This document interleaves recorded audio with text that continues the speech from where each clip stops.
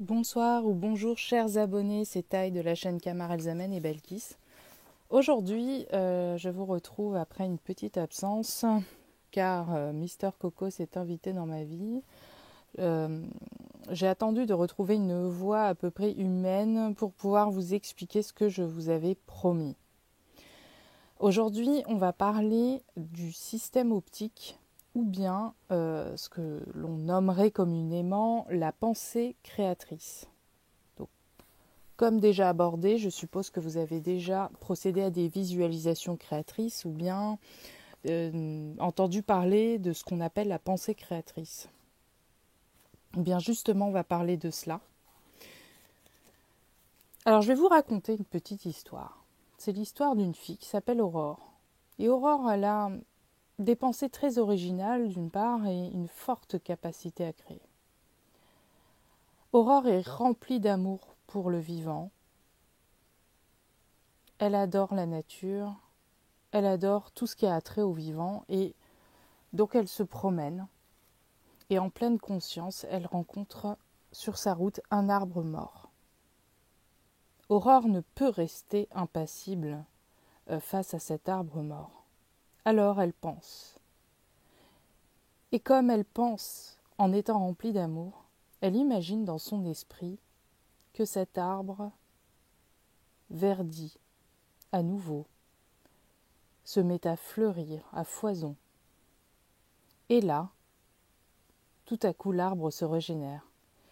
Il se régénère, ses feuilles deviennent vertes, elles poussent à foison et les fleurs éclosent. Et oui, l'arbre se régénère et ainsi Aurore est très heureuse de sa journée et elle poursuit son chemin. Qu'est-ce que l'on vient de décrire ici ? Ce qu'on vient de décrire ici, ça s'appelle le système optique. Grabovoi a donc découvert ce procédé, il l'a expliqué scientifiquement. Bien sûr, bien d'autres en ont parlé, en ont eu l'intuition ou l'ont expérimenté. Mais Grabovoi, quant à lui, a découvert les mécanismes de ce procédé et a été en mesure de l'expliquer scientifiquement dans l'une de ses thèses de doctorat et a également rédigé un brevet qui s'appelle Recherche et analyse des définitions fondamentales des systèmes optiques destinés à la prévention des catastrophes et au contrôle et accès sur la prédiction de microprocédés. Là, je vois tout de suite votre visage se dire « oulala, mais qu'est-ce que c'est que ça ?» Quels sont ces mots barbares, incompréhensibles ? Nous allons tenter d'expliquer, en somme, que ce que ça veut dire, la notion de système optique. Pour résumer, le système optique, c'est un mécanisme inhérent à chaque être humain qui a permis donc à Aurore de procéder à cette visualisation. Cette visualisation a permis de créer la réalité et donc de régénérer cet arbre. Donc ce mécanisme a été découvert par Grigory Grabovoi et il a été décrit par lui-même et par des méthodes de physique modernes et par les mathématiques. Alors nous allons résumer encore une fois ce que j'avais expliqué déjà dans un autre podcast. Vous avez tous les êtres humains une capacité à penser, à réfléchir. Lorsque l'on réfléchit, on émet une lumière. D'accord ? Cette lumière, elle rayonne... cette lumière, elle a un rayonnement avec des caractéristiques physiques tout à fait normales, qui sont mesurables et quantifiables en termes de luminosité, de chaleur et de longueur d'onde. D'accord ? Cette lumière, elle a la particularité d'irradier à un niveau assez proche de la tête. Alors, je ne sais pas si ça vous rappelle quelque chose. Les représentations, par exemple, des saints dans les églises, qu'elles soient occidentales ou orthodoxes, catholiques ou orthodoxes, on a toujours, vous savez, ces icônes orthodoxes où on voit une espèce d'aura autour de la tête, etc. Voilà, on peut dire que là, on voyait un petit peu cette pensée et effectivement, quand on pense, on la projette et je vous avais expliqué à l'occasion que cette pensée avait des couleurs. Une lumière d'une certaine couleur. Donc pour ma part, c'est du vert pastel et du rose Barbie. Donc ça fait des petites taches comme ça pastel qui soit sont sur le perca, soit quand je regarde le plafond. Enfin bref, voilà. Et puis pendant les concentrations collectives, ça va être encore d'autres types de couleurs, etc., etc. Donc, cette lumière irradie dans une zone qui est plutôt proche de la tête, d'accord, et bien sûr, on peut la mesurer et en plus, on peut l'enregistrer avec des appareils, évidemment, puisque c'est une lumière qui a des caractéristiques physiques tout à fait classiques. Voilà. Alors, il y a la possibilité d'intensifier cette lumière, voilà, parce qu'on peut émettre plus ou moins fort, d'accord, et de la transformer aussi. Et donc là, vous comprenez donc le rôle que va jouer le PRK1U dans l'histoire. C'est que en gros, le PRK1U, lui, il va amplifier la pensée et en plus la normer. Par le biais d'un cristal qu'on a à l'intérieur du dispositif qui permet de purifier. Donc, même quand on a des mauvaises pensées, qu'on est fâché. Moi, aujourd'hui, j'étais un peu furax, je vous l'avoue, personne n'est parfait. Et c'est vrai que quand on se regarde le PRK1U, ça permet de normaliser des choses ou bien en étant tout simplement dans la zone des mètres, des quelques mètres autour de l'appareil. Ça permet donc de calmer les choses ou alors de trouver des idées plus créatives. Enfin bref, peu importe. Alors, bon, on pense, on projette une image, on imagine un truc. Alors, moi, je m'imagine là au bord d'une plage, avec le soleil, le bruit des vagues, l'odeur de l'iode, le sable chaud et le goût du sel dans la bouche. Voilà. Alors, peut-être que je ne vais pas me téléporter immédiatement dans une plage, mais en tout cas, en dormant, j'arrive à le faire. Bon. Donc, en gros, la pensée, quand on pense, on va générer des images. On va générer des images et ça va être comme un projecteur qui va projeter ces images et qui va projeter et créer cette réalité, puisque, comme je vous l'ai dit, quand on pense, on émet une lumière, la lumière se condense, ça crée une énergie qui ensuite crée de la matière. D'accord ? Alors, il faut savoir une chose, c'est que toute personne est capable de faire cela. Toute personne. C'est un mécanisme au niveau des microsystèmes dont sont dotés tous les êtres humains. Tous les êtres humains utilisent, même sans le savoir, ce mécanisme. D'accord ? Donc, la question qu'on va se poser maintenant, que tout le monde va se poser, mais comment on va faire pour réguler ce mécanisme ? Parce que quand on est un peu triste ou déprimé, on va penser des choses un peu négatives. Forcément, si on pense des trucs négatifs, ça va générer du négatif aussi, des maladies, des choses, etc. Donc, si on a très peur des accidents, on pense à ça sans arrêt, on va générer les situations en question. D'accord ? Et forcément, si on pense positivement, on va aussi générer des événements positifs. Bon, alors vous avez remarqué sûrement que dans la vie, on a souvent des gens qui ont tout le temps la pêche, qui sont tout le temps optimistes, positifs, même dans les moments les plus difficiles, même en plein milieu d'une crise sanitaire, ils vont tout le temps positiver, ils vont tout le temps trouver des moyens de voir le verre plutôt plein plutôt qu'à moitié plein. Voilà.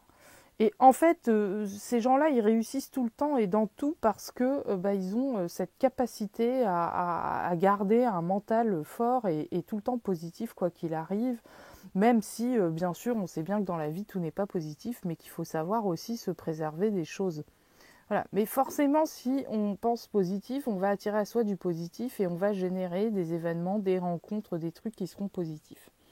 Voilà, c'est plus facile à dire qu'à faire, Moi, je suis pas une référence en la matière, donc voilà, je suis comme vous, je suis comme tout le monde. Moi, je m'entraîne justement, essayer de comprendre quel est l'impact que peuvent avoir en fait ces questions-là sur ma vie de tous les jours et dans tous les domaines. Donc,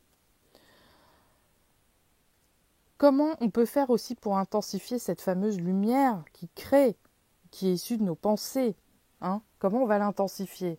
Je vous rappelle donc que c'était donc cette lumière un peu vert pastel et rose Barbie. Hein. Donc pour intensifier cette lumière et produire donc de bonnes images, imaginer de belles choses pour que notre vie aille toujours bien, ou la vie des autres, hein, bien entendu. Donc comment on peut produire de meilleures images positives, mais surtout des images qui vont être compatibles un petit peu avec l'équilibre, hein, la norme du créateur, de Dieu, de l'univers. Donc là, on va s'aider des nombres. C'est pour ça que les nombres permettent de reformater un petit peu, de restructurer tout ça pour que la pensée positive, alors je sais pas, je vous donne un exemple, moi j'aimerais bien gagner à l'euro million, mais je ne gagne pas l'euro million. Donc pourquoi ? Parce que ça ne fait pas partie de l'équilibre de l'univers que je gagne à l'euro million. Je vais peut-être gagner juste l'argent qui est nécessaire, ou alors le gagner d'une façon où je serai obligée de produire une action ou quelque chose qui sera harmonieuse pour l'univers et pour les gens que je vais rencontrer, par exemple. Voilà. Et donc les nombres, eux, ils vont venir un petit peu apporter cette lumière du créateur pour qu'on soit toujours sur notre chemin de vie, pour qu'on soit quelque part dans une obéissance et une soumission envers Dieu. Même si nous avons ce libre arbitre et que nous pouvons créer cette réalité, nous serons dirigés vers des chemins qui seront utiles pour nous-mêmes et pour nos semblables, et puis par extension, tout l'ensemble de l'univers. Voilà. Donc ça ne rime à rien que je gagne à l'euro million demain, parce que derrière, peut-être que Dieu, il a envie que j'œuvre d'une autre manière, peut-être qu'il veut me forcer à gagner ma vie d'une autre manière, parce que j'ai une lumière à apporter auprès de personnes en faisant ces choses-là. Voilà. Donc, pour intensifier la lumière, on a plusieurs possibilités. Mais la première, c'est l'amour. Vous êtes d'accord ? Parce que l'amour, c'est l'énergie de création la plus puissante qui existe dans l'univers, puisque c'est comme ça que tout l'univers a été créé. Dieu a créé l'univers avec de l'amour. Donc, on peut supposer que si on est dans un état d'amour, on augmente donc notre énergie. Et vu qu'on augmente notre énergie, on intensifie justement la lumière de nos pensées. Et lorsqu'on intensifie cette lumière, forcément on a un pouvoir créateur de plus en plus fort. Donc la série numérique de l'amour éternel, pour ça, c'est vraiment une série numérique d'introduction qui est très importante, que je vous propose dans d'autres concentrations que vous trouverez sur cette chaîne. Et donc c'est une série avec laquelle on peut introduire n'importe quel travail. Mais sinon, vous l'aurez compris, avant de découvrir Grabovoi, je créais déjà ma réalité spontanément, sans le savoir, justement parce que j'arrivais à provoquer des situations où je pouvais me retrouver dans un état d'amour. J'en parlais aussi dans un autre podcast il y a très longtemps. Et forcément, on a tous des leviers de motivation différents. Alors moi, ce que je vous propose, pour vous mettre dans cet état-là, c'est de penser à ce que vous aimez le plus. Pensez à ce que vous aimez le plus fort dans votre vie. Ça peut être vos animaux, ça peut être quelque chose qui vous passionne. Moi, personnellement, c'est les arbres, les animaux, les oiseaux, la nature. C'est systématique. Dès que je vois un animal ou un petit oiseau ou un arbre ou une fleur, là, je suis dans un état d'amour en quelques millisecondes. C'est comme ça. J'ai juste à voir une fleur et ça y est.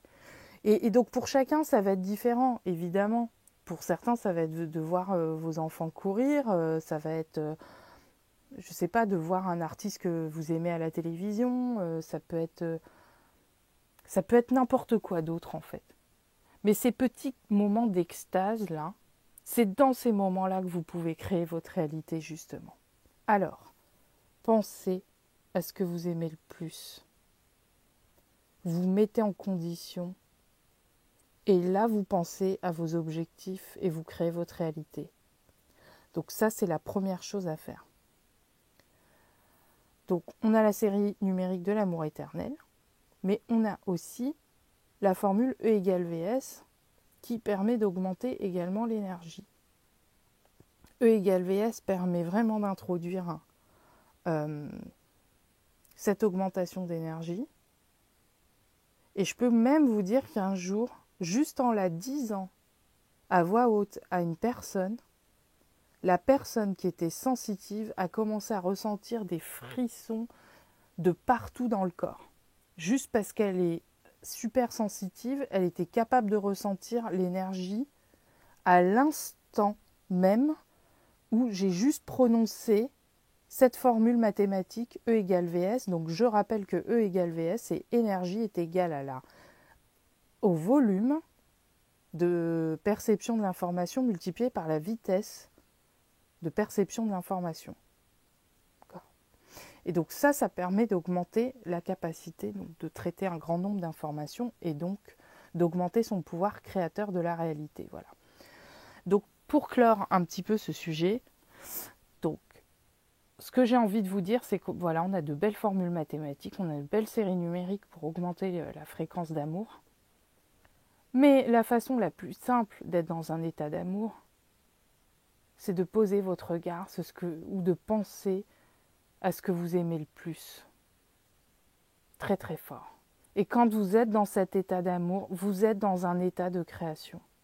Et vous pouvez réaliser tous vos rêves. Sur ce, je vous souhaite de bons moments à penser, à émettre de la lumière et à créer votre réalité et la réalité qui sera harmonieuse au regard des lois de l'univers. Je vous embrasse et je vous souhaite une agréable journée ou soirée. À très bientôt.